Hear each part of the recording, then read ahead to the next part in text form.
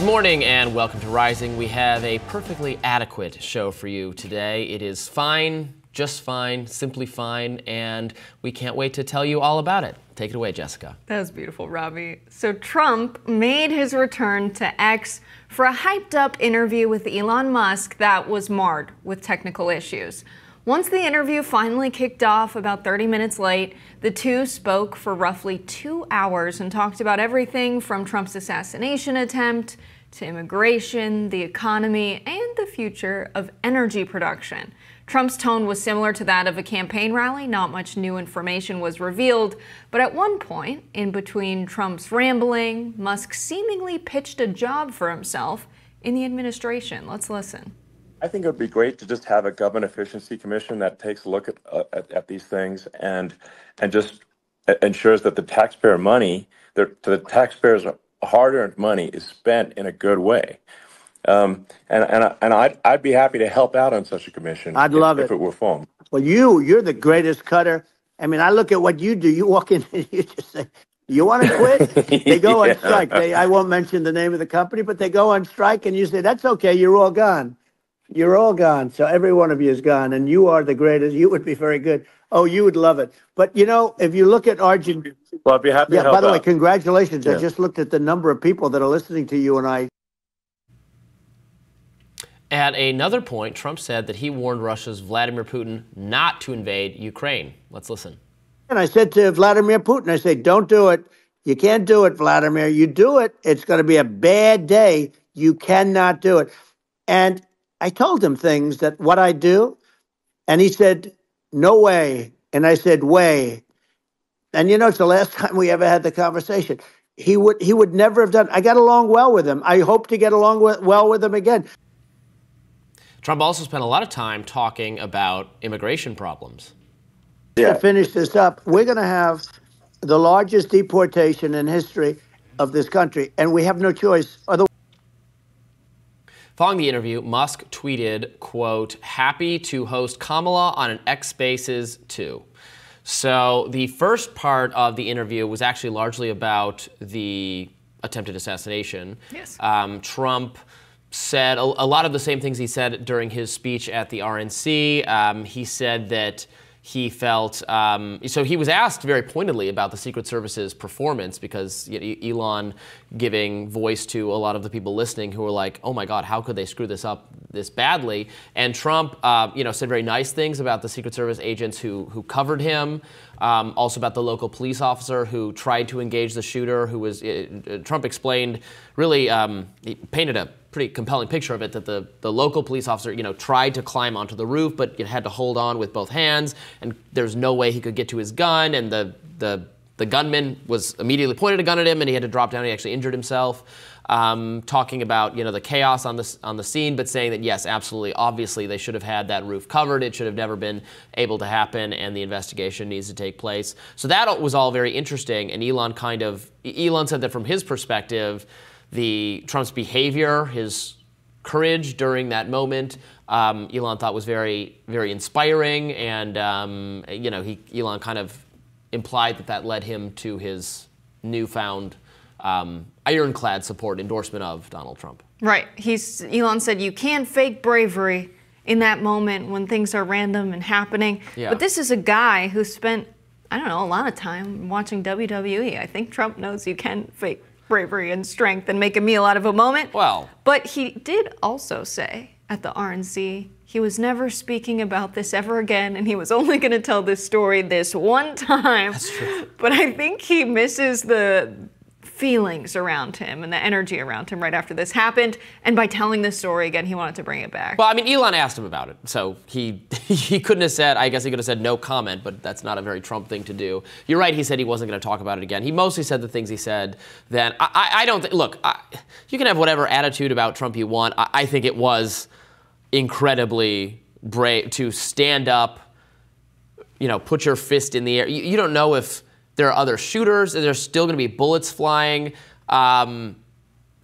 Was he aware that this was a good, maybe on some subconscious level, that if I do this is good for my campaign and my political image? Sure. That doesn't mean it's easy to do it in the moment. When your life is when you've been shot, when you're bleeding. some kind of instinct takes over, and his instinct is toward, yes, certainly for political self-promotion, but God, there was a power in what he did. I think it's possible to admit that, even if you don't like anything else about Trump. That's hilarious, Robby. The reaction options are fight, flight, political promotion, and Trump's instinct is the third. Well, yeah. It's funny to imagine in his most basic state, that's what he thinks. I don't know. I think standing leader, up amidst a hail of gunfire and wanting the crowd to know you're all right, which that's what he said. He wanted to reassure everyone who was there, who was his supporters, who love him, that he was fine and he was okay and he could get up, and he had not been shot seriously in the head, thank goodness. So they spent a lot of time on that. Then they moved on to immigration and other subjects. Right, yeah. My favorite part of the assassination attempt was I really didn't like the stretcher. I didn't like that. Yes, Elon getting into assessing the use of tax dollars. He talked a lot about how government overspending is what causes inflation. There's a lot more that goes into the calculation than a balanced budget. Well, there's more, but it's part of the problem. But that's not how Elon put it. He said anytime the government spends more than they take in taxes, the dollar is devalued. Talking about the dollar in terms of supply and demand, just really a fifth grade level of analysis from Elon. But I don't think the Congressional Budget Office already assesses how public dollars are spent and how tax dollars are spent. That's already built into our governmental structure. Does he want Bernie Sanders' position as the chair of the Budget Committee? No, he wants the government to operate the way most households do or private businesses do, where you have bureaucracy. You can only spend the money you raise. So you're right that the government doesn't have to operate that way because they can just print more money. But if they're spending more than they're taking in, they print additional money, and then that has a devaluing effect on the currency, which is why our dollar is worth less and less and less. So it is connected to the spending, not because how they cover their spending is printing more money. Right? If they were to take in every single dollar in the U.S. deficit, the total amount of money would be zeroed out. The money has to come from somewhere. And so the best example of this, they create it. They create it. And that devalues the money. No, because the money has to come from somewhere. The economy requires money in order to make things happen. Well, yeah, we're not. You need money to make money. So in the case of when the United States was first being founded, there was this thing called the Virginia Notes. The government said, all right, we're establishing a colony. How is this going to work? We need people to fish. We need people to grow food. We need people to make clothes. And so how are we going to motivate people to partake in this society when so many colonies have collapsed? So they came up with this thing called the Virginia Note, and it was their currency. And the government decides, okay, we're going to produce all of these. We're going to give them out. And everyone, if they want to partake in our society, they have to pay taxes at the end of the year. That created demand for the currency. They would owe the government the notes. So people exchanged notes for various things. The farmer could get fish and what have you. And then, at the end of the year, they collected all of the notes in taxes and they burned them because the government doesn't need to take in taxes. Money is a tool for organizing our society. And thinking about a currency issuer like a household who's in debt to someone, the U.S. government issues bonds because they want to, not because they have to. That also creates demand for the currency. Yeah, how things were done in some utopian colony with like 50 this people was a real is place. Probably not a good model for the U.S. economy. This was a real place that became a successful colony that developed into the state of Virginia. Yeah. This was some of the first parts of society in the United States. The government should collect and burn all our money? When the government collects taxes, they don't go anywhere. They're not paying themselves off. It's a matter of accounting. I don't understand what you're saying, but I don't want the government to collect taxes. I want the government to spend less of our money.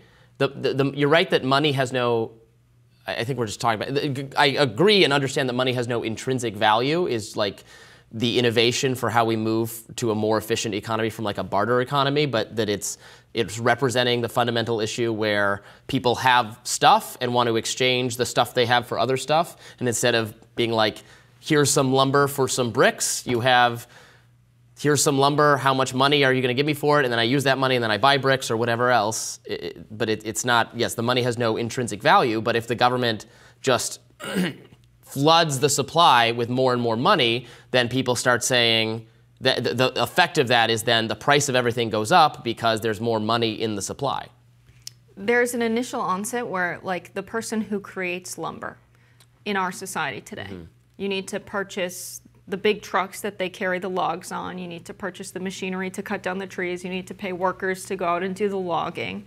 There's a whole process there where you need money on the onset to make people mobile. And it needs to be a currency that's valuable. Typically, in the world we have today, it's because it's enforced by the government. Yes, but capital is money. It's dollars. Yeah. And so then these people who are working there make the lumber, that's sold of value, that's collected by the person who runs the company, and so on and so forth. They pay a share of that into taxes. That's what creates demand for dollars versus some other currency. This is how a system of money works. And yes, there's a point in time where additional capital injected to the economy, there's no more workers to pay or resources to purchase, and you can't be more productive. That's the real constraint to spending. And it can be inflationary, but it doesn't have to be. And this wasn't inflationary because the output gap is negative, which means too many dollars weren't chasing too few goods. And the Congressional Budget Office, which assesses all of this as a part of our government, said it's because full employment wasn't actually where we were at when we started spending. We had real slack in the economy and more productive resources to put to use. All I know is if you have some ore and I have some sheep, we can trade them and we can make a settlement, Settlers of Catan style. That's beautiful. More Rising right after this. Independent candidate Robert F. Kennedy Jr. will not be on New York's ballot if this ruling stands. He was kicked off after a judge ruled that his petition to appear on the state's presidential election ballot is invalid, claiming he used an incorrect address to maintain his residency there. Now, in response to the state Supreme Court Justice Christina Ryba's ruling, RFK Jr. took to X, posting, quote, "This case is an assault on New York voters who signed in record numbers to place me on their ballot. The DNC has become a party that uses lawfare in place of the democratic election process. We will appeal and we will win." Now, the RFK Jr. has lived much of his adult life in New York, but moved to Los Angeles to support his wife Cheryl Hines' acting career. Per his lawyers, he's planning on moving back to New York after she finishes with that. Democratically led Political Action Committee Clear Choice, comprised of New York residents, challenged Kennedy's residence in the state, maintaining his campaign had used a false address on the tens of thousands of nominating petitions. Monday's ruling could have a trickle-down effect in other states where the independent candidate has already secured a spot on the ballot. As of Friday, he was on the ballot in 19 states, including the critical battleground states of Michigan and North Carolina. The Bobby Kennedy campaign has submitted petitions or filed for third-party status in more than 20 others, New York included. He has until Thursday to appeal this decision, which his legal team signaled it will do, including filing a lawsuit in a federal court in Manhattan. So this is very bad. It's insane. Let's be clear here. It's not, he doesn't need to live in New York to be on the ballot in New York. That would be crazy. He's not running for like senator of New York or like a Congress seat in New York. He's running for president of the United States. He's trying to secure access to the ballot in all of the states. So this isn't about like whether he lives in the district or something like that, which is a question sometimes when people seek Congress. It's just he listed as his address, a New York address, that his mail gets sent there, for other legal reasons is there. To be clear, it should not matter whether his technical address is in LA or in New York for whether he can be on the ballot in New York. He should be on the ballot in New York and California and Texas and Michigan and Pennsylvania and Ohio and Idaho and every other state the way that every other candidate or the other major candidates are. Now, they don't have to do as much work because they're part of major party infrastructures. He's an independent candidate, so he has to spend money and recruit people to sign petitions to place him on the ballot in all the states, and he's doing that, and it's very difficult, but he's doing it. This is a blow to our democracy to have this judge try to prevent you, the people, we the people, I'm one of the people, I guess, from voting for this candidate at a time when we're told democracy is at stake and that the Democrats are the one that is going to rescue democracy from Trump. They're the people trying to keep him off the ballot. It's sick. It's funny that the PAC is called Clear Choice, Robbie. They're only giving the people one choice. That's why the choice is clear. Yeah, they want to make sure the choice is very clear. It's not a choice. As clear Good as point. possible. Clear as crystal. It's ridiculous. Obviously, he stays with his girlfriend in California, but that doesn't mean it's his legal residence or his house. His wife, right? They're married. I move around all the time. married. My home is technically in North Carolina, but I've been in D.C. doing this show for the past month and flying to Iowa on the weekends. This is how the world is when people can travel freely. I think it's silly. It's very obvious that they don't need to communicate to him at this address. It's not like they're sending mail that he's not getting because he's not there. They're just trying to get him off the ballot on a technicality. It's very obvious. Yes. There's no additional benefit to having his address be in New York. I mean, were they going to people's doors and saying, you should get this guy on the ballot because RFK Jr. is from New York? That's not a persuasive argument. That's not manipulating people to say, okay. Exactly. It's not like the people who signed that ballot, signed the petition to have him on the ballot feel duped. They're like, oh, I would have only signed this if I knew his technical legal residence was in L.A. instead of New York. I wouldn't have put my signature down. Come on, that's ridiculous. It's patently ridiculous. The people who brought this lawsuit are Democratic activists who were recruited by a Democratic partisan organization to keep RFK Jr. off the ballot in that state. I think it's interesting that in other states, like maybe Texas, RFK Jr. would be a threat to Trump. I'm very curious, state by state, who he's pulling away from. And we don't really conduct polling in this way, where we're like, I guess you could, because some questions No, they do. They conduct. Yeah. They have a good sense of who he's. I mean, subtract the voters, right? Yeah. It's in a Trump-Biden matchup only. Who would you pick? Then when Right, they do RFK it both Jr. is ways. added, who are the people switching over? I'm curious what the polling shows in the state of New York. If more people are coming over from the Democratic side, is that why they're fighting this in New York? Yeah, I don't know. The Democratic Party has long taken the position that RFK Jr. is a threat to them and is trying to pull every dirty trick in the book to keep him off the ballot, even as the polling has tended to show that RFK Jr. takes from both sides, or maybe even takes a little bit more from Trump. So it's not clear to me why they are behaving this way, except that ideologically they don't like independent challenges. They don't like third parties. They don't like him because he challenged Biden from within the party at one point. Remember, he was running as a Democrat. So maybe it's just spite. Maybe they do think that they're vulnerable to a challenge from him in specific states. And then in other places, they'd be happy to have him on the ballot. Maybe in Texas, he's taking from Republicans, and they see that as a good thing, so they're not going to challenge him there. But for whatever reason, in New York, they think he might. Maybe it's because it's the Northeast, the Kennedy name. There are Democrats who remember Kennedy fondly. It could be the case that he pulls more from Democrats in New York, but more from Republicans in other places. That's possible. Again, he's still pulling from both people, and he's pulling substantially from a category of voters who are dissatisfied with both major parties and are not going to automatically vote for Trump or for Harris. If that's all that's left to them, they might vote for the Green Party, they might vote for Chase Oliver, they might write in somebody, they might just stay home. Furthermore, this is all just ridiculous. He is a major candidate. He should be on the ballot in every state. He has to do a lot of work to get there, unfortunately, because that's the way our system works. But I find this decision just very, very troubling, very anti-democratic. Yeah, by investing capital in a lawsuit during an election cycle to get him off the ballot, yes, it's a ridiculous move because, one, if you want Joe Biden to win, if you want the Democratic nominee to win, Kamala Harris, whoever, I think they started this before it was Harris, but if you want the Democrat to win, whoever it is, persuade the voters. Spend that money on advertisements, knocking doors, convincing them. But this is why people don't like the two-party system, because they use their power as a party machine and all of their donors to force people off ballots. This happens in primary elections within the party. Yes. If they're more progressive than the party elites, they get pushed out. They have their petitions questioned in a court of law. And if the Secretary of State in that state, which is someone who handles elections, if the state secretary doesn't like the candidate or the party machine says, hey, there's this progressive insurgent coming, we think they're a threat, take longer in processing the ballots, they will. They can game the system like this. This is precisely why people want to vote for independent candidates. It's goonish behavior like this.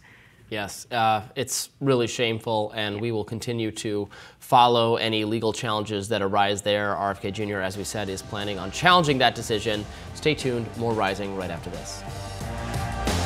Newly released data from major U.S. cities shows a sharp decline in violent crime in the first half of this year. That's great for American citizens, but maybe not so great for former President Trump, who's repeatedly tried to tie Democrats to high crime.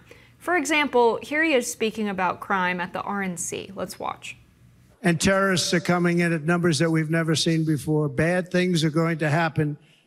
Meanwhile, our crime rate is going up while crime statistics all over the world are going down because they're taking their criminals and they're putting them into our country.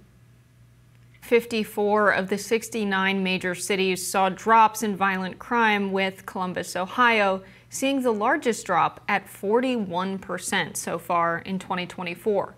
Washington, D.C. and Miami saw a 29% drop, while Austin had a 28% decline, and New Orleans declined 26%.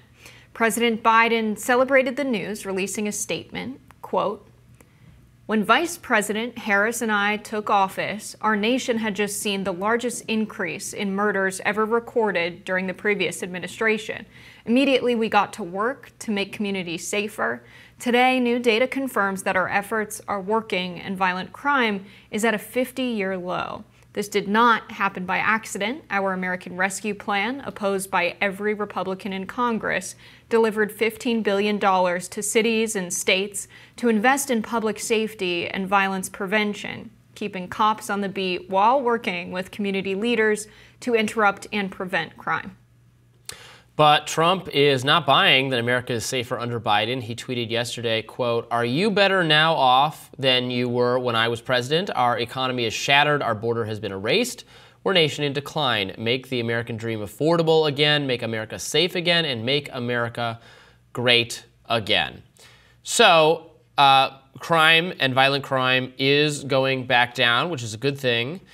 The trajectory of crime in the U.S. has been, obviously, it was very high, and then in the early 1990s, it started to decline and declined dramatically in the next decade, and then stayed relatively low.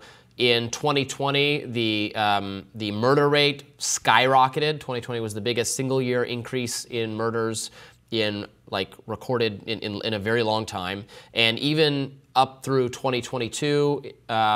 In the midst of the pandemic, crime, particularly violent crime, remained anomalously high. Since then, it has thankfully fallen again in most, not all, but most major American cities. So it is returning somewhat to the norm. So when we talk about crime declining, it's getting back to, it's going back in the direction of where it was prior to the pandemic, prior to the disruptions of 2020 and all of that. So that is a good trajectory. I still think Donald Trump can make the case that, during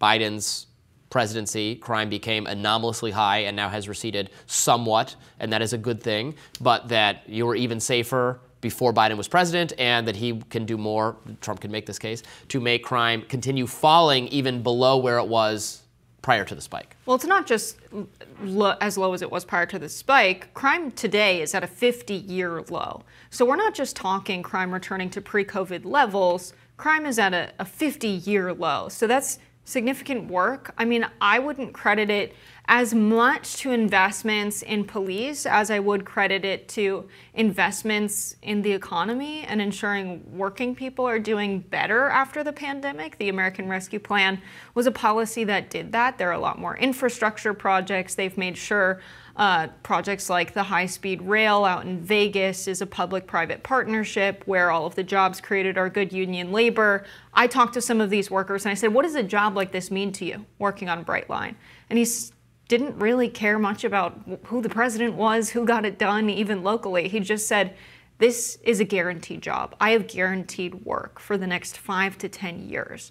Having that security and not economic instability is, I think, a huge contributor in crime being on the decline. Because I think about like the kids where I grew up, and when you're in a neighborhood where you see the same people never leave, never get a better job, never make it out, you lose hope and you're more likely to say, well, if I'm never going to get to experience, the American dream, what am I living for? I might as well do these reckless things to feel something, to live somewhat of a life. It's not hard to understand why young people living in economic conditions that are not favorable to them ever having a good life, it's not hard to understand why those people have proclivity to crime.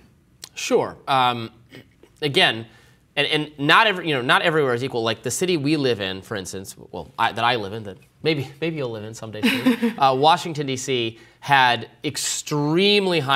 had an incredibly high murder rate for the last year or two, and that has come down, but it's not a 50-year low in Washington D.C. It's lower than it was last year. It's still much higher than it was in any of the years of the aughts or the 2010s. So it can be, this is a big country. It can be that, if people are living in cities where there's stabbings and they're witnessing violent crimes in convenience stores or on the train, some of the CVS's by me, places like that, are vandalized constantly. That's why they feel crime is getting worse. Now, it's not as bad as it was a year or two ago. It's still worse than it was before that. Now, in much of the country, you're right. It's gone back to being very low, and that's a good thing. But the disorder in, I would argue, spaces that are disproportionately governed and run by Democrats, including the nation's capital, I think does speak to Republican concerns about Democratic governance and how it has contributed to vandalism, carjackings, robbings, assaults, all those kinds of things. Yeah, I think there's a case to be made for some of the money that's allocated to policing be allocated to crime prevention. Because the police don't have a duty to prevent crime. No, the Supreme Court has ruled time and again that no police officers have a duty to prevent crime. They only have a duty to investigate crime after it happens and to punish people upon finding them. The successful rate of investigations into violent crimes is astronomically low in the United States of America. We need to look at where our resources are going and what the return on investment is when it comes to public safety. And so that's why I think it's good that Biden mentioned that, because there is something to be said for having your community be a positive one to live in, cleaning up graffiti if it's ugly, making sure streets are clean, planting trees so that, the pavements are not extraordinarily hot in the summertime, making life an enjoyable one to live. It has a reduction in crime, believe it or not. And so I think some of these resources should be allocated towards things like better schooling and education and community centers. I mean, I want to clean up the graffiti and all that kind of stuff too, but that entails arresting the people who do the graffiti. I mean, you say that's not crime prevention, but the idea is that those people are going to be repeat offenders, so you arrest them so that then there's no follow-up and they do it again.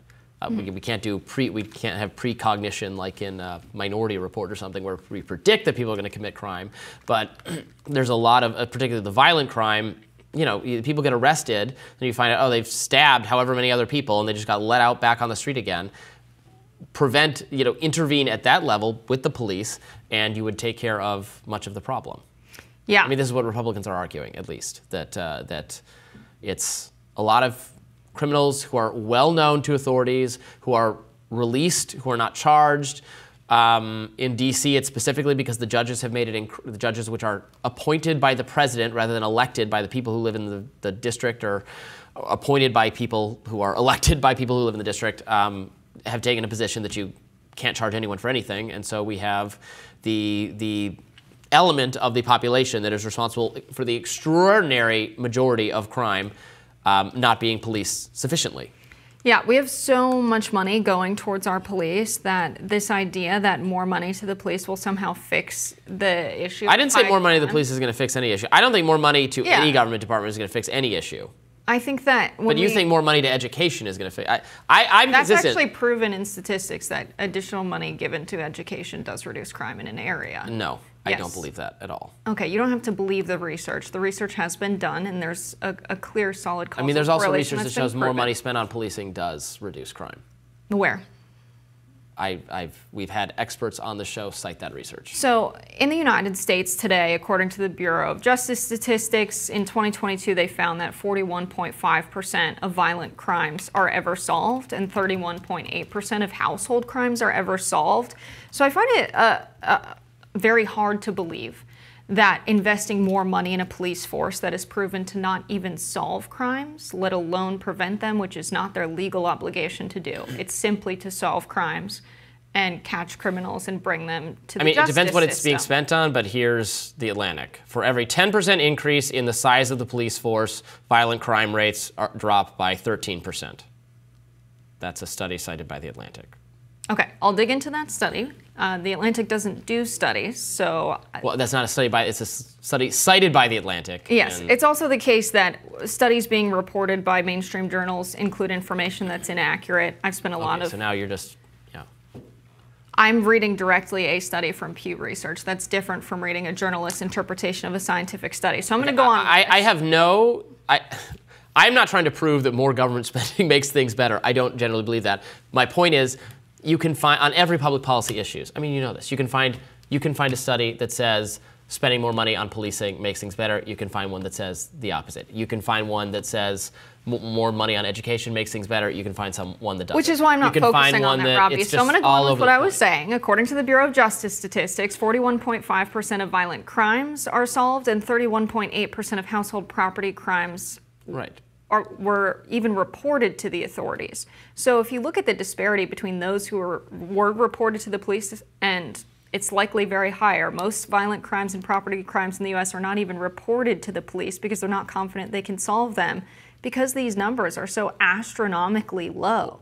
And so if you bring a crime to the police and they're not able to even figure out who did it or why, how is investing more money in a police force that is proven to not work going to create any sort of long-term solution for a problem of exponentially high crime? Well, let me answer that. I think ideally you would spend more money on investigators, on clearing crimes, on prosecuting criminals, and then you would spend less money on like the SWAT team that knocks down your neighbor's door in the middle of the night and confiscates their drugs or whatever, that kind of thing.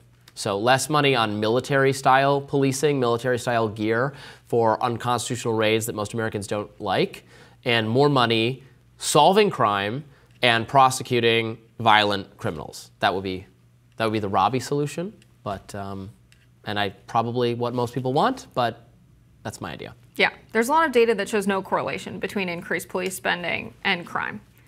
So there's a whole host of data that's cited. When you look at this, Human Rights Watch is one of the organizations that assesses this nationally because in the United States, notoriously you have this problem of people who are investing in studies to be conducted have an opinion as to what the end result or policy solution should be. That's a major problem. So looking at a compilation of studies, you really see that actually it is the case that spending money on preventing crime and addressing the problem at the root cause by ensuring people have economic opportunity and education and community centers, that these things reduce crime much more effectively than paying people who barely ever solve crimes to have a presence in a neighborhood. Okay, I'm reading from this Atlantic article. They write, the benefits of funding don't stop with the police. The speed with which courts dispose of cases has been considered central to criminal deterrence for centuries. Supporting this, probation programs that impose what experts call swift, certain, and fair sentences have been shown to deter drug offenders in Hawaii and drunk drivers in South Dakota. The idea being you need more funding in the court system so that you process, charge, and sentence people and then send them to prison in a timely manner so the criminal element connects in their mind, if I do this criminal thing, the punishment will be swift, certain, and fair, and that helps deter crime. Yeah, I think people, when they think about public policy, think about what kind of society do I want to live in? Yes, we have crime today. Yes, when you have a hammer, everything looks like a nail. You want to put people in jail. You want to arrest them when they commit crimes. We have people sitting in jail awaiting arraignments, and that's supposedly, against the laws of our land that you're innocent until proven guilty. So when you think about what kind of society you want to live in, do you want everyone who commits a crime to be arrested and put in jail, or do you want to live in a society where people don't commit crimes in the first place and the public spending goes to things more so like education, community centers to prevent it. I think it's more so about like what society you want to live in. Because yeah, we could live in a society where we have a huge prison population, which we do, or we could look at the other models of governance, like in a lot of countries in Europe, like Sweden, where there is that investment and there's much lower crime. Well, before we get into a whole argument about that, I mean, people on the right would say Sweden invests in a lot of having a cultural homogeneity that makes for less crime in the society than we do in America, which is this melting pot of different and clashing experiences of people of all sorts of different classes and backgrounds, and that's why we have crime and they don't. But yes, resources being withheld from Black Americans has correlated to worse economic outcomes for African Americans and Black Americans, and therefore higher. Sweden is not withholding is not lavishing resources on Black Americans. Society. I was demonstrating your point, but because America is racist doesn't mean this model can never work. That's not what I was saying. But we'll leave it there. More Rising right after this. Since being catapulted to the top of the Democratic ticket, Kamala Harris has certainly hit the ground running, visiting several key states, namely Pennsylvania, Michigan, and Georgia. She seems to be everywhere except answering questions from the press, and people are starting to criticize her and say she is dodging tough questions. In a sit-down with ABC's Jonathan Karl, radio host of The Breakfast Club, Charlamagne Tha God, called the vice president out, saying she has, quote, super main character energy and she should put that to work by making more media appearances and doing interviews. Let's watch. She does need to do more interviews. It's the bottom of the ninth inning, right? Like, I feel like she should be any and everywhere, you know, having these conversations. I truly don't know why she hasn't, you know, done any interviews yet, because that's the only reason Donald Trump is still, you know, sucking the air out of the headlines, because he keeps headlines going. Like, he's everywhere. You saw him at the National Association for Black Journalists Convention. You saw him on with Aiden Ross. He's going to be on with Elon Musk. He's always calling into conservative. He also criticized the Democratic Party for not being more media savvy. Let's watch. They don't use the media that supports them the way that the right uses the media that supports them. Like, you know, for the last 4 years, you know, she's had plenty of platforms that she can be going on, from radio to podcast, right, that actually support her and, you know, support Democrats. But they haven't been doing that. GOP vice presidential nominee J.D. Vance took Harris to task for not giving an interview, posting on X, quote, I enjoyed sitting down with 3 of the major networks today to answer the tough questions any leader should answer. Kamala Harris has done as many tough interviews as Tim Walz has battlefield deployments. And Glenn Greenwald wrote, I thought I had seen it all in the U.S. corporate media, but watching them defend Kamala Harris for refusing to do any interviews or even state what she actually believes about anything is, I think, a first. If journalists have any role, it's denouncing this, not cheering for it. But then there are those sticking up for Harris. There's Olivia Troy of Republicans for Harris. Let's watch her. So when is it going to be enough? When is it enough for people that she's doing all these things? Like, when is it going to be okay? When are we going to give her a chance to just be? And I feel like, look, she's being interviewed by the American people every single day on the campaign trail right now. She has no stated policy position. She's doing no major interviews with the press. I don't know why she probably feels no obligation to, because the media is doing the work of selling her to the American people without her having to even participate in it. Time had this fawning profile of her the other day with, you know, Time cover, her face on the cover. She didn't even participate in it. If you read it, it says the Harris campaign, Kamala Harris declined to comment for this. It's a love letter to her that she's not even participating in it. Why would she? They're doing it themselves. They don't even need her help. She doesn't need to participate in it. They're all about her. They're manifesting her at all times. It's incredible. The level of praise she's getting from the media for doing nothing, for just being more interesting, younger, more capable of speaking than Joe Biden. That was enough. She did 7 rallies in the time period that Donald Trump only did 1. She's talking to the people. Her rallies are televised. She's making policy commitments and campaign promises at every single one of those rallies. When Trump announced his presidential bid, he didn't do a sit-down interview for a month. She's been the candidate for less than a month. She's not even officially nominated as the candidate. And in between the rallies she went on, she went and did a press conference with the press that was there on the tarmac and was answering questions with them. So this just feels like a boring line of attack that doesn't even mean anything. And it's rich coming from someone like J.D. Vance, who has to make it about military service because that's the only attack he has on Walz. He's not someone who was ever in combat himself. His position in the military was like an office job. And other veterans that see him making fun of Walz are laughing at him for doing it. So it just all feels like just stupid politics. He's hitting Walz for suggesting to people that Walz was in combat when he was not. And in fact, when he got out of military service before being deployed to Iraq, he said he was in war, that these are the kinds of weapons we carried in war. He didn't carry weapons in war. He was not in combat because he avoided it when his unit was going to be deployed to Iraq. That's the criticism of Walz, that he misstated his own combat experience. J.D. Vance did not make that claim. It's such a silly thing. Yeah, it's not silly. It's accountability for the things you say. Walz carried a weapon when he went and was deployed during the war in Afghanistan. He never said, I fought someone with a gun on a battlefield. He said, I carried a weapon into war. That's what he let people believe. He was deployed during wartime. He said he carried a weapon in war. Yes, he was deployed during wartime. He carried a weapon. That's what happened. J.D. Vance is not someone who ever fought on a battlefield. J.D. Vance is not making that claim. Tim Walz allowed people to believe that claim. No, he didn't.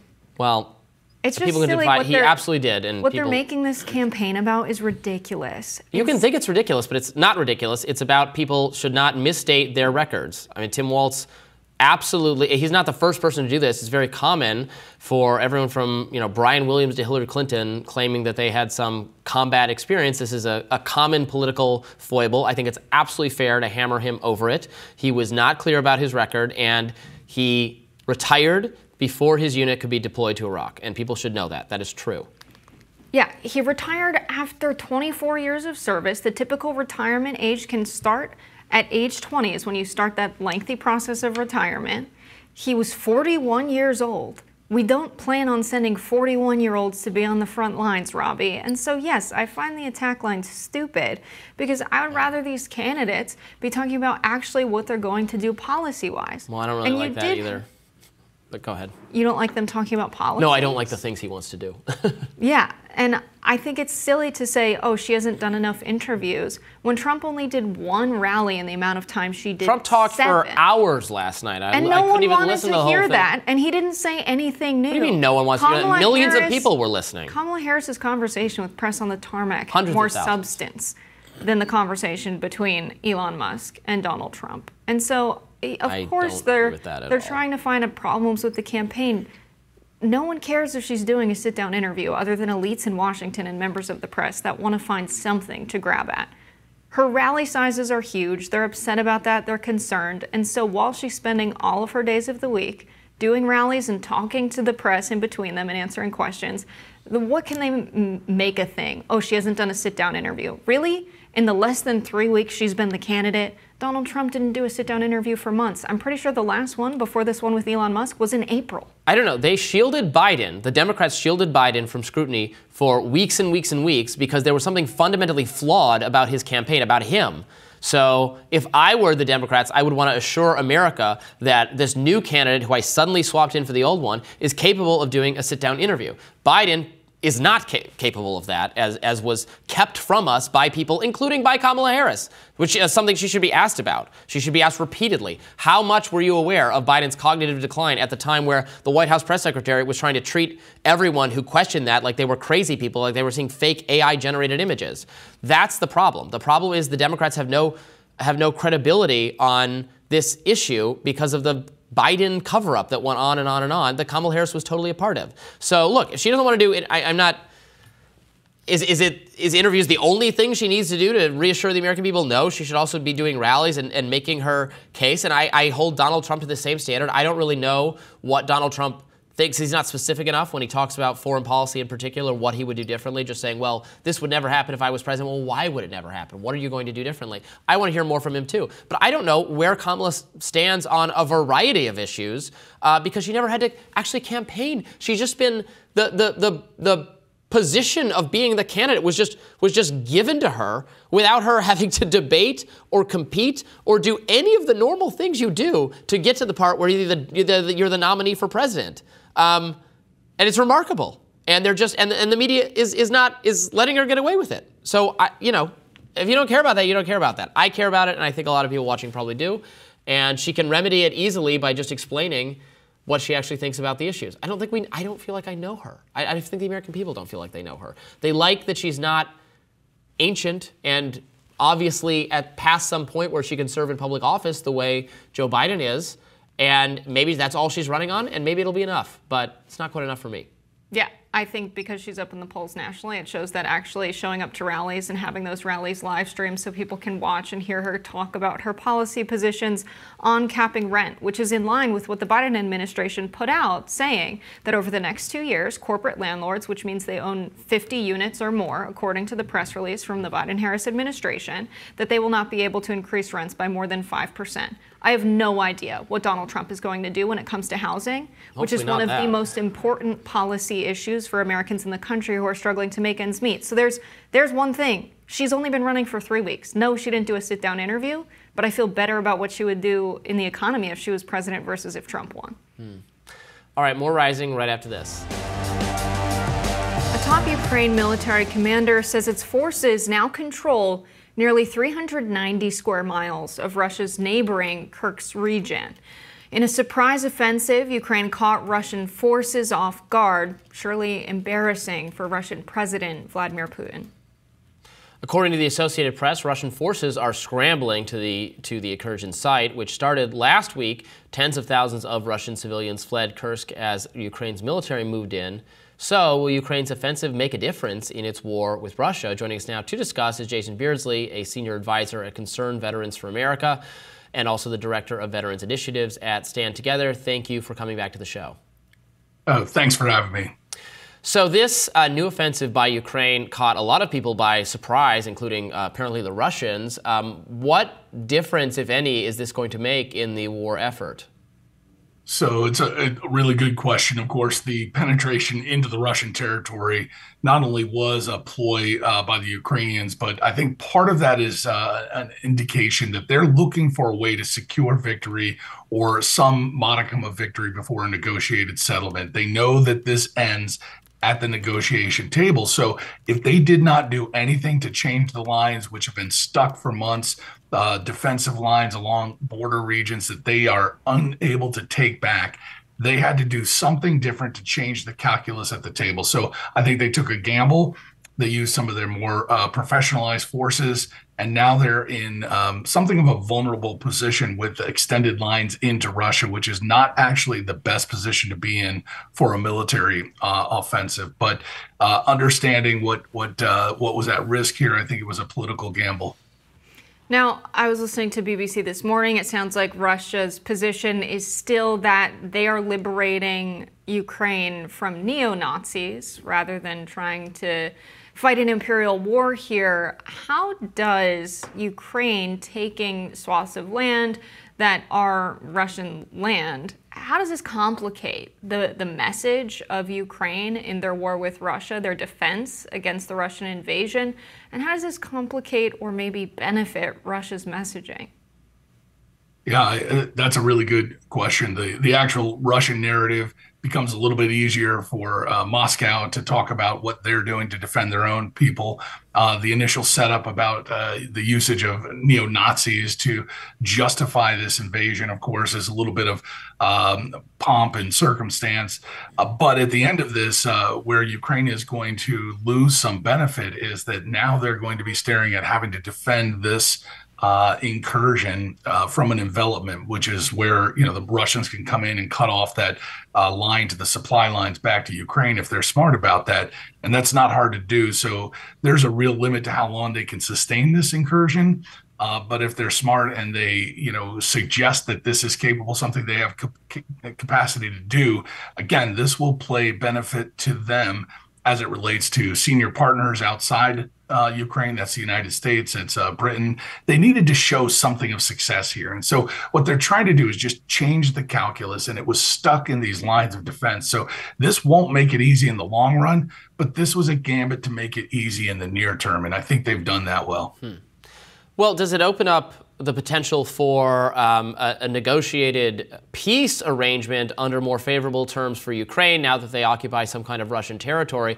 Is now not the time to go to the table and say, let's end this conflict? Or is the opposite going to happen? They're going to feel almost cocky that, look, we were able to turn the tables, and now, you know, Western nations should provide us with even more support, and we can really win this conflict, evict Russia from the country, when that's probably not the case long term. And now would be an ideal time to go to the bargaining table and end this horrific conflict. I think that's a really sharp observation, because this can go both ways here. To your point, if they were to immediately seek for a settlement, this might provide an advantage for them for a moment, but that advantage will not last long. And again, now they become, this is a double-edged sword, because it becomes a vulnerability to defend that terrain outside of your logistics base, which is lines of communication, it's roads, it's material, it's food, it's fuel, it's all the things you need to move an army. An army moves on its stomach, as they say. So if you can't sustain the military troops in there, the 10,000 troops inside this incursion zone, you can't hold that terrain. So if they don't make a move fast at the diplomatic table, they lose the advantage of what this was, which begs the question, what was this, and how did the Ukrainian unified command understand this part of their offensive maneuver? And I would suggest that a lot of this came down to not being able to move the lines on the ground. So they wanted to take something of a Hail Mary, up the left, if you will, and try something unique and different. But again, a lot of that may not play well on the ground for the forces, while it may play okay in the Western capitals. It's just a question of sustainment. Now, of course, this isn't the only geopolitical conflict Russia's involved in. You have the Houthis of Yemen that have been attacking shipping, specifically ships going into Israel, aiming to target weapons and strategic shipments coming from the United States. Now, Israel responded with a strike in Yemen, and Russia, Putin specifically, entertained the idea of funding Yemen in their defense against Israel. How is what's happening in Ukraine impacted by potentially Russian strategic interests being pulled to the Middle East in this moment? I think, again, that's another great observation, that these wars happen between states in these proxy conditions, so that when the United States is funding the war in Ukraine, and we have been the aggressor in many cases to sort of defend the Ukrainians against the Russians have moves that they can make through Yemen, through Hezbollah. They've had some changes over the past in how their disposition in the Middle East has been, and they've met with some resistance, as has the United States. But the danger here is that United States service members, military members, are in harm's way. We have bases, the recent attack on al-Assad, and places in Iraq and places in Syria still, where very small pockets of military U.S. service members are in harm's way. Meanwhile, we're moving naval assets into the region, which, if you like flexibility, if you like adaptability, the naval assets give you a lot of warheads in the region without putting U.S. soldiers and service members in harm's way. And we're seeing that too often, whether it was the tower in Jordan or al-Assad being attacked. I represent Concerned Veterans for America, and we have said this from the outset. An escalation in the Middle East is more dangerous if we have assets on the ground that they can leverage and manipulate against. And that's exactly what Putin is doing. So he's reacting and responding to the United States backing Ukraine by backing our enemies in the near Middle East. It's really a tragic situation of bad foreign policy all around. And we're in a moment where I think the American people are not quite sure what the next administration's foreign policy will be, because if it's Trump, he hasn't been extremely specific. Obviously, there are many in the Republican Party's new coalition that want a less interventionist policy, especially in Europe, some as well in the Middle East. And he has kind of paid lip service to that, while also saying that he has such a relationship with Putin that Putin wouldn't do various things if he was in charge. Same for what happened on October 7th. And then on the other side, Biden's now going to be a one-term president regardless. Harris, if the Democrats win, it'll be Harris.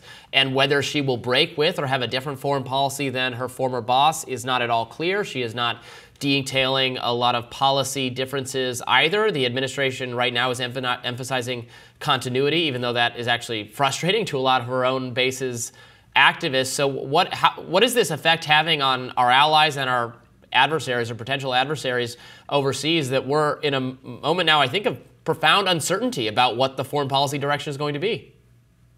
Right. A lot there to unpack. I think first and foremost, it's worth answering that last part first. Our allies overseas, or even our enemies, really see this moment as one of the reasons the United States is not a long-term stable, it doesn't have long-term continuity. Every election, there may be changes. They can see the different personalities that run the administrations. And they also can understand there's a growing consensus among the population, the base that you mentioned, sort of intimating that years of endless wars are not necessarily in our best interest. And that's how we feel as veterans who fought in two of these endless wars. So all of those things come to a head right around the election time and make this a very tenuous moment. That's why I think you're going to see more activity as we run into November, because post-November, you see what is going to be the policy. You know, Joe Biden, for whatever it's worth, has come out of the Senate, had a lot of time in the foreign policy realm, spent a lot of time with State Department mentality and how to kind of conduct business overseas. So that was always part of his portfolio. And so when he took the reins, you could see a lot of decisions went down the State Department line. Kamala Harris does not have that background. She hasn't been a foreign policy. She doesn't have a real track record there. So what we don't know is what she'll bring to the table. And our enemies, our allies, know that. On the other hand, you mentioned other options, the growing base and consensus on the right, sometimes and the left are coming together to say, we think that endless wars are not in our interest. And again, I would just suggest that American veterans who did this for 20 years in Iraq and Afghanistan and saw our gains squandered on the battlefield are making our voices heard. Those questions are coming right to the Senate floor now, right to the congressional, lawmakers' offices. Like, what is the plan and how do we win?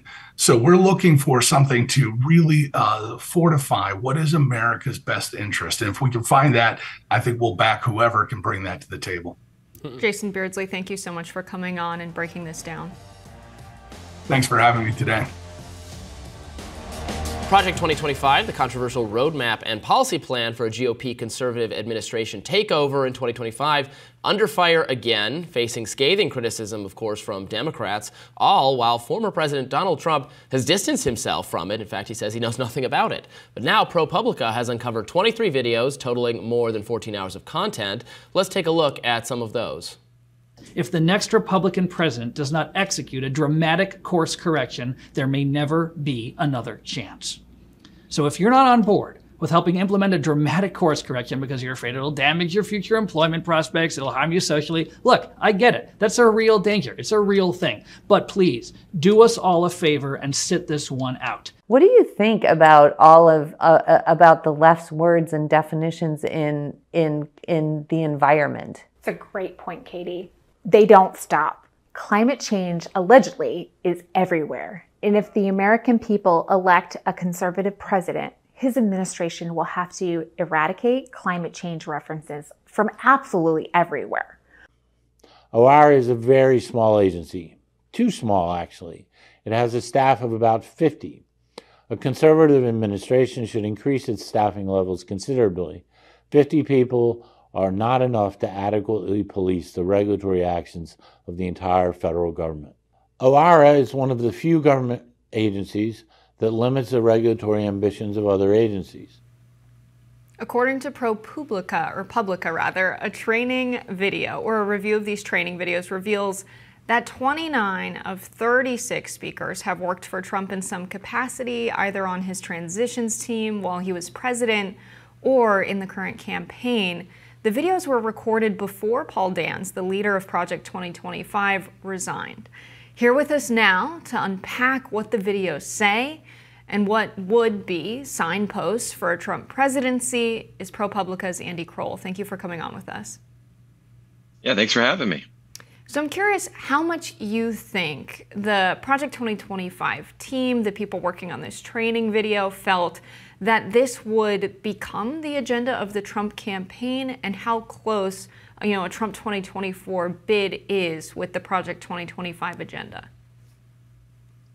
Well, I think there's no question that they hoped the policy playbook in the 900-page mandate for leadership, this document that's gotten so much attention and drawn so much criticism from both sides, I think they obviously hoped that would serve as a kind of roadmap for a future conservative administration, and obviously now future Trump administration with him as the nominee. You just look at the authors of that document. There are, dozens and dozens of people who have worked for the former president, have connections to the former president. These videos are an interesting companion to that document. The big document is about policies, laying down what to do on everything from the Department of Education to Medicaid to healthcare to possibly reclassifying tens of thousands of civil servants. The training videos are meant to get people up to speed, people who are from outside Washington, up to speed, understanding the nuts and bolts of government, learning from past mistakes, the lessons, so on, of the first Trump administration, so that if Trump wins in November, there are these tens of thousands of people trained, ready to go on day one, which was not the case, obviously, when Donald Trump took office the first time around. Can we be a little bit more specific about who these videos were intended for? Because they don't look like secret videos, is what I'm saying. They look, produced, that Heritage, whoever made them, which I'm assuming that's who made them here, wants people to see that. Was this for donors to see, like, look, this is what we're doing, this is the policy we're going to implement, this is why you support us? Was it actually geared for young people on the right who might be coming into the administration or be coming into Republican politics? What was their perspective on who they wanted to see these videos? Yeah, based on all the reporting, it's the latter scenario that you just laid out. There is a whole part of Project 2025 called the Presidential Administration Academy. It is, a set of workshops. There are even take-home quizzes. There are, homework assignments that are all part of this academy that is intended for people who have shown an interest. They have to sign up through the Project 2025 website. There is a vetting process about whether they will be allowed into the academy, get access to the videos, get access to the worksheets, all the other resources that are included. And then it helps these people, presumably who aren't steeped in the nuances of OIRA, as we heard from one of these videos, this sort of obscure but important regulatory agency, don't understand how a transition works. What's the difference between a beachhead team and a landing team? All of these kinds of things are probably new to many people who are watching from somewhere else outside of Washington and saying, maybe I want to be an appointee in the next conservative administration. I want to work for Donald Trump. These videos are aimed at them. They are aimed at getting those people up to speed, both on, again, the mechanics of government, but then also some real substantive policy stuff like we saw in the video on climate, on abortion, on regulatory policy. There's a lot of, meat and potatoes in there as well that are, again, all trying to get people up to speed about what they would do if they were an appointee in a Trump administration starting in January of 2025. Now, what, if anything, struck you in this 14 hours of footage? Something that caught my eye was teaching the viewers of this video how to engage with the media, what media sources to trust, how to work with the media was the title of it, with Alexei World Tournist, and they talk about the modern media environment, how to navigate it, not to trust mainstream media, and to find conservative voices that you can trust. Was this something that struck you? And if not this, what is the most striking part of this 14-hour video you obtained? Yeah, I think that the clip from Alexei World Tournist, the former press secretary, press officer in the Homeland Security Department, is interesting because you're hearing him say, in effect, if you're in the government, if you're working for, say, DHS, just don't bother with the mainstream media. Don't bother with the New York Times, the Washington Post, and so on. Just go straight to the outlets that we know, that we trust, that our people, sort of the Republican voters, the people who would have voted for Donald Trump, where they get their news. And, it's not ideally what you want to hear once they're in office. hopefully an administration that says it represents all voters, even those who didn't vote for that president, still wants to reach all voters. So that caught our eye. I mean, that in some ways is kind of how Washington works. Not super surprising, but interesting.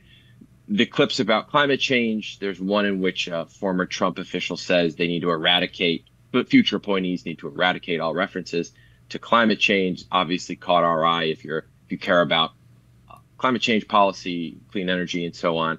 That same clip includes a mention of abortion as quote unquote murder, which obviously is a major issue in this election and it would be of interest to people watching these clips. The one last thing, though, I would say as well is, there's a video with a former high-up Trump official named Roger Severino, a really influential figure in the pro-life movement, in the Trump administration for sure. And that one is caught our eye because you really hear him talking through how, say, the next Trump administration can avoid the mistakes that the first one made, especially around passing new rules, passing regulations. The first Trump administration got sloppy, got caught in court. Severino is very sort of meticulous in explaining how to avoid that in the future when you're making policies in the federal government, which we found, it's very savvy, very strategic, quite interesting. Yeah, it's interesting. I mean, it is like as you're saying or alluding to, it's it's conservative policy, right? They want to implement conservative policy. A lot of conservatives are frustrated that Donald Trump failed to implement a lot of the policies that they thought they were bringing in for him to do last time around. I mean, for my own, I disagree with some of those policies. I agree with others. I don't want national federal abortion ban. Neither does Donald Trump, I don't think. I do like the idea of decreasing some of the regulatory muscle in the permanent federal bureaucracy. I guess the thrust of what I'm saying here, are these things actually being hidden? Are they making any conservatives are, maybe Donald Trump is because he doesn't say a lot specifically about policy, but broadly speaking, I think it should be obvious to most people that Republicans are getting behind Trump. They want to get him in office again so they can implement Republican policy to the best of their ability. That's not really different from what Democrats are doing or trying to do either. Yeah, I mean, I agree with all of that, and I think that there's some substance in the video that pulls at that tension between what the Trump campaign has said and what this massive effort to support him and staff his future administration is doing. I mean, obviously, this reference to abortion as murder is complicated for the Trump campaign, to say the least. But a part of these videos, and again, the videos, we say they're never before published because they're not publicly available and they're not meant for public consumption. They're meant for people who have gone through this process. And for us, it's newsworthy to know how are these potential appointees going into government, with what kind of training, what are they being, sort of steeped in, what are they being taught? And some of this is policy related, but I think as much of it as the videos show in the 14 hours that we have are lessons learned from the last Trump administration, a better understanding of how to deregulate and how to navigate the federal government. And that, to us, that's interesting. That's newsworthy. It's notable that they are trying to get this huge mass of future appointees really up to speed and understanding how this process works. So again, the agenda that Donald Trump would put into place on day one if he's elected in 2025, these, this army of political appointees underneath him would be ready and up to speed to do that as well. That's really the thrust, I would say, of Project 2025, the training piece of it, the policy piece of it. We'll see whether they embrace that, the Trump administration, if that is what happens. But these training videos are really interesting as much for how sort of strategic they are and what they tell us about future appointees and what they're being trained on, as much as any particular one policy issue. There was an interesting training on oversight and investigations. We had the American Accountability Foundation's Tom Jones on the show.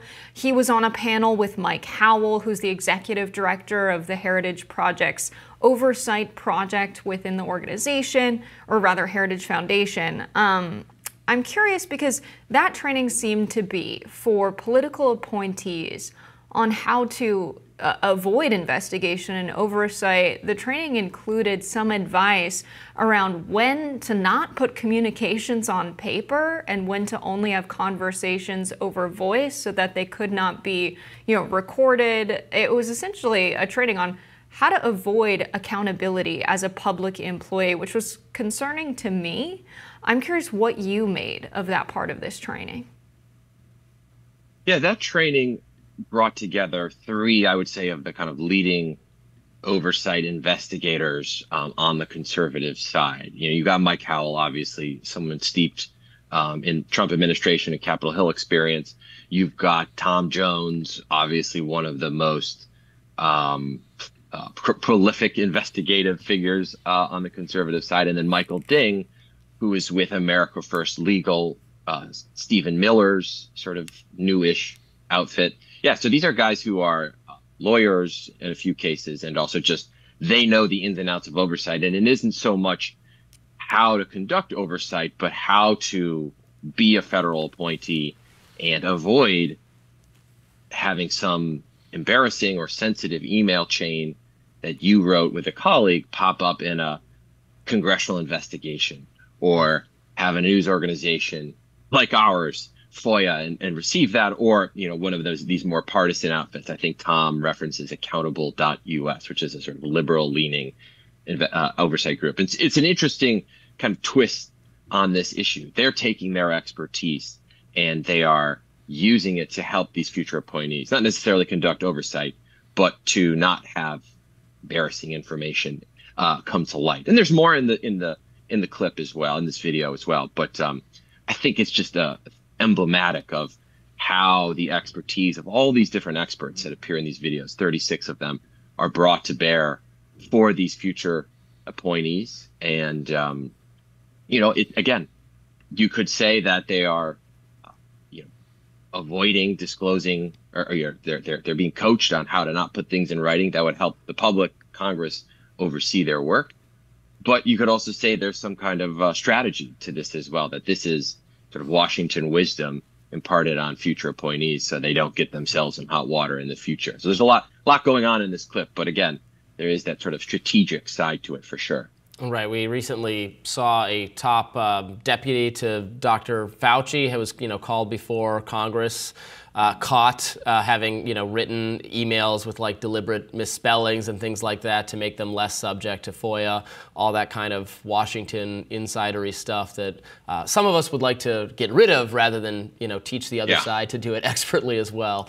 Very interesting stuff. Andy, thanks so much for joining us. Always glad to have a fellow Wolverine on the show, Michigan Wolverine. So good to see you. Thanks for having me, guys. Here's something I've always wanted to say on TV. F your own face. That was Elon Musk's response to European Union digital enforcer Thierry Breton's warning before Musk's interview with Donald Trump on Monday. Breton sent a letter to the tech tycoon, incredible letter, warning him against hate speech. He posted the letter on X, captioning it, quote, "With great audience comes greater responsibility. There's a risk of amplification of potentially harmful content in connection with events with major audiences around the world. I sent this letter to Elon Musk."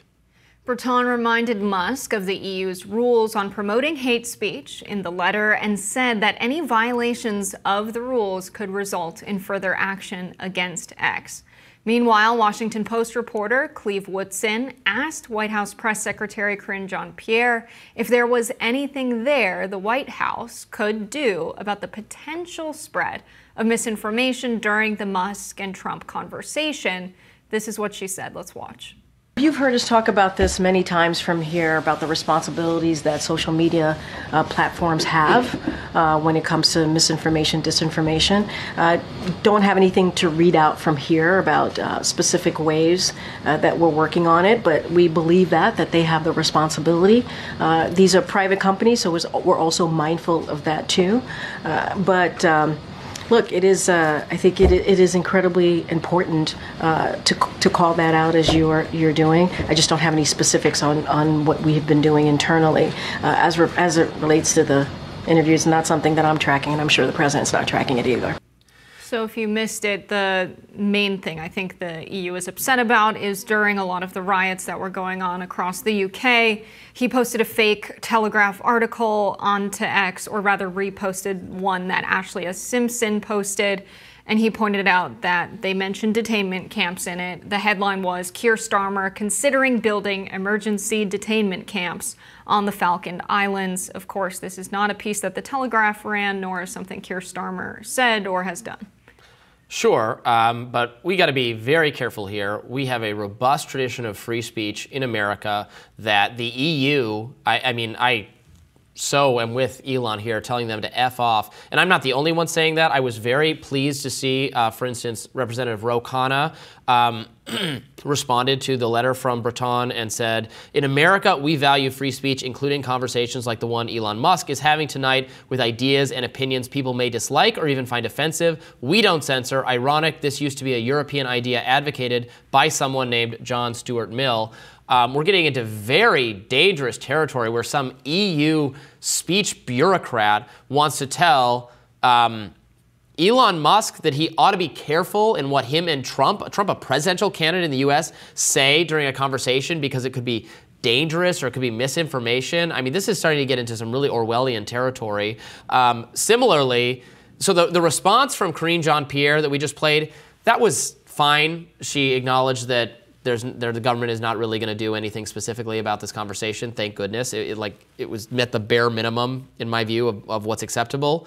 What was incredible was the actual question, which we didn't play, from the Washington Post reporter, where he's presuming that she's going to say something. Well, aren't you going to do something about this? Like, you're a journalist. Shouldn't you believe in press freedom, in the First Amendment, in open, unfettered dialogue, like our most fundamental cardinal belief? I guess not.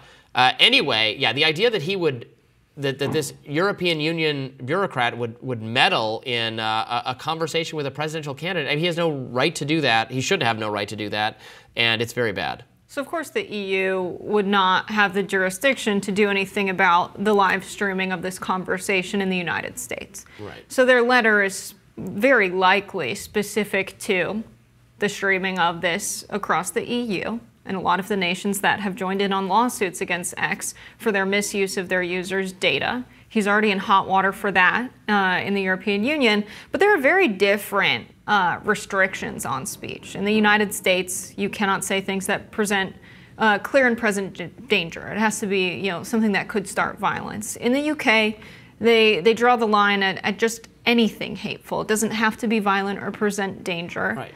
And so there's laws against misinformation as well in the EU. And so I can imagine a world where if Musk used this platform where people are tuning in not just in the US, but also in the UK, if he started talking about the riots and asking Trump his opinion and citing false information, I think that's more so what this letter was warning about. It wasn't, we're going to take down the stream if you say anything that we determine to be hateful about migrants, for example. I think that's exactly what he's threatening to do. No. And they can't have it's one stream. There's no way to make it EU compliant, nor would I think that's a good idea. I mean, you're correct that the European Union and European countries have different policies on speech that are less friendly to speech than the U.S. is. That's why there's no tech sector in Europe, because it's impossible to build anything that complies with insane European Union regulations.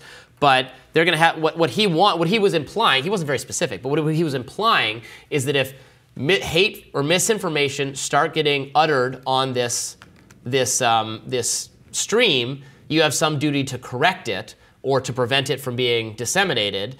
And that, yes, that the remedy to that would be, well, we're not going to show it in the European Union. Musk doesn't want to have it where there's the U.S. friendly version where you hear Trump unfettered, and there's the European Union version, the version for Europeans. Again, this is an infringement on the ability for Europeans should be able to hear what Donald Trump is saying about these varying issues. But they're not governed by the U.S. Constitution in Europe, Robbie. No, I'm just saying what is morally and philosophically good would be for them to, what you're saying, I think it's good for authoritarian countries to stop their people from being able to hear what the American president is saying? That sounds very American of you, Robbie, in the sense that Americans have felt it was their duty to impose their beliefs onto other nations. I'm not imposing my beliefs. The European Union is imposing Thierry Breton's beliefs on the people of Europe. No, the people of Europe have clear laws that govern their society.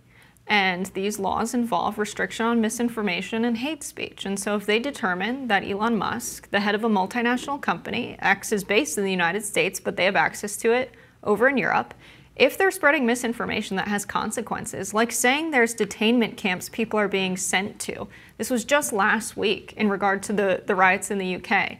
If they see someone like that sowing actual violence in their society, they might say, hey, clean up your act or we're going to have to take some action on restricting this. That's perfectly reasonable based on their laws. No, it's not. It's bad and wrong and evil. The response is to bad information is to call it out, explain what is wrong with it, explain how the information is inaccurate, respond to it with legitimate, correct information, to have a process to do it. Twitter actually has that process called community notes. You can community note it. So many of those posts oftentimes say, this was true of the Kamala Harris, the whole line that her crowds were faked or digitally altered, which was not true. If you look at the community notes, it's saying, actually, that's not true. More speech is the answer to bad speech, not czars deciding what you can or cannot read. That's how we get, that's how you get authoritarianism. That's how you get what we're gonna just trust these czars, these censors, these bureaucrats to tell us what's fake and what's not. We wouldn't trust this in any other circumstance. I don't know why we trust it just because it's Europe. Now are we showing like some favoritism toward people who look like us? Like I don't trust the Chinese Communist Party to do this. I don't trust the governments of India or Israel or Russia or any. I wouldn't trust our own government. That's why I'm glad we have these protections. Yeah, I think it's someone else's free will to determine within their own country and their democratic system what they want their laws to be. I'm not going to say that because I enjoy free speech in the United States and that extends to covering hate speech and people can say hateful things and debate about it. People can say things that are untrue and arrive at the truth through many people correcting them. But I'm not going to tell people in another country who have determined through their legal process what their laws should be, because I grew up in a different society with different cultural values, that mine should be imposed upon them. I'm not saying it should. No one is raising the problem. We're going to invade Europe. Europe. That's what it would be to apply U.S. standards of free speech onto the European Union. So we can never criticize the policies of another country ever because we just say, well, their people picked that, so that's fine. I don't. That's A. B, I know many people would argue that the policies of the European Union were not arrived at democratically by the people deciding at them, but are decided by a quasi-elected commission. This is why Britain tried to get out of it, because it seemed undemocratic to them how they come to their decision-making process. But just that starts to get to a really weird place. Okay, we can. Why would we cover news anywhere, I guess, in the rest of the world then, if we cannot say anything critical about the way they do their laws differently? That just doesn't make any sense to me. I think if they determine that saying that the president of the country, and this is a guy running this media organization posting on his own website, if he posts on his own website, for all of his viewers, he can push it and amplify it so that everyone hears it. There's not an organic or democratic process to how information reaches people on X. That's how the corporation works. This is a billionaire who's bought access to people's brains, essentially, by putting his ideas on their feed, right? Him pushing the misinformation that their leader over in the UK is considering building detainment camps to put people in, and those people are rioting in the streets and taking violent actions against other citizens, yes, I think it's okay in that case for the government to step in. And that's the kind of free speech that actually isn't protected in the United States because it presents a clear and present danger. And I think that's okay. That kind of speech is absolutely protected in the United States. You absolutely can do that. False information is protected. The time, place, it's just not true. It's determined to have a clear and present danger. No, that's applied to imminent calls for violent action, not just that some speech might cause someone somewhere to be in danger. Okay, let me give you an example here. Let's say there's a government that under its doesn't have a First Amendment system, so the government has some, and the people voted for the people in the government to put some limits on how much information is disseminated about what is going on for the government's military conflict in the neighboring area where they were attacked, and now they're doing a retaliation against what they consider a terrorist group nearby? Would we never criticize this government for putting limits on how much information its people can get about this conflict if they democratically support this government? I think, to be clear, the country is Israel. I didn't follow that at all. I don't think it's useful to make thought experiments. Rather, I think it's useful to deal with reality. Well, okay, we've done it on the show before. So, we've criticized previous people occupying the left chair, and I've agreed with this criticism, have criticized, for instance, the government of Israel for censoring coverage of the atrocities going on in Gaza. And that was a criticism point the left was making that I agreed with. But now you're going to say we shouldn't do that because, well, it's their government and we don't want to... Like, again, I'm not imposing a will on anyone. I'm just saying that's bad. Ro Khan is saying it's bad. That's why it's important to deal with reality as it exists in specific situations and judging them for that. Israel having an assault on Gaza and committing a genocide and not allowing their citizens to see what they're doing is very similar to our criticisms of America, not allowing the United States people to receive in the press leaked documents of what our military is up to. We've talked about this a lot. We've defended Julian Assange. This specific case is a billionaire who bought a media company who has a right-wing agenda. This is one guy who has become a problem. This is not something that's really about the principles of free speech and a free press, because we don't have a free press if a corporation controls it. So my values in terms of liberty extend to corporations. It doesn't just have to be the government as a power structure doing the bad thing. Elon Musk is a guy who has bought something that was the public square and has turned it into a place where he can spread misinformation that I believe to be dangerous. People in the EU believe it to be dangerous. And this is something that's very specific to corporate media and Elon. So if the government of this other country wants to take action in that direction, I think in this scenario, yes, it's okay. I think that is absolutely terrifying, but our viewers can decide for themselves. That does it for us today on Rising. Great having you with us again, Jessica, and we will be back for another installment of our show tomorrow. Yes, be sure to like, share, and subscribe so you don't miss any content. And for those of you who like to listen while you're on the go, we are available wherever you get your podcasts. See you tomorrow. Bye, y'all.